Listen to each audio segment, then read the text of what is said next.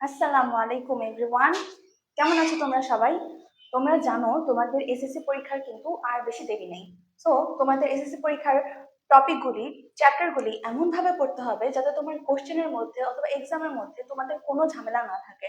ওকে, তো তোমরা আমরা 24 ঘন্টা টাইম পাই, ওইখান থেকে তোমরা 8 ঘন্টা ঘুমাবা এবং তোমরা অবশ্যই প্ল্যান করবা যাতে তোমাদের স্টাডি প্ল্যানের মধ্যে তোমাদের 10 ঘন্টা থাকে।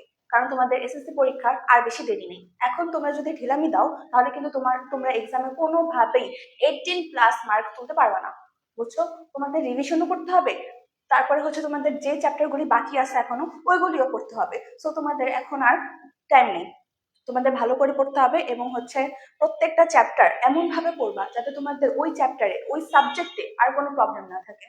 ওকে, সো তোমাদের আমি আলোচনা করতেছিলাম হচ্ছে ফিজিক্সের বল নিয়ে, চ্যাপ্টার 3 বল বিষয় নিয়ে। ওকে, তো ওইখানের মধ্যে আমি তোমাদেরকে এর আগের ক্লাসের মধ্যে নিউটনের দ্বিতীয় সূত্র সম্পর্কে সম্পূর্ণ ধারণা দিছি। নিউটনের দ্বিতীয় সূত্র সম্পর্কে সম্পূর্ণ ধারণা দিছি। ওকে, আজকে আমরা আলোচনা করব হচ্ছে নিউটনের তৃতীয় সূত্র নিয়ে। নিউটনের তৃতীয় সূত্রের মধ্যে আমরা একটা ফার্স্টে হচ্ছে সংজ্ঞা দেখবো, তারপরে কি কি সূত্র অ্যাপ্লাই করতে হবে ওইটা দেখবো, দেন আমরা সিকিউতে চলে যাব, সিকিউ টাইপ ভিত্তিক সিকিউ আমরা সলভ করব। এই অধ্যায়ের মধ্যে তোমাদের বল অধ্যায়টার মধ্যে তোমাদের 3টা বিষয় অনেক বেশি গুরুত্বপূর্ণ: নিউটনের প্রথম সূত্র, দ্বিতীয় সূত্র এবং তৃতীয় সূত্র।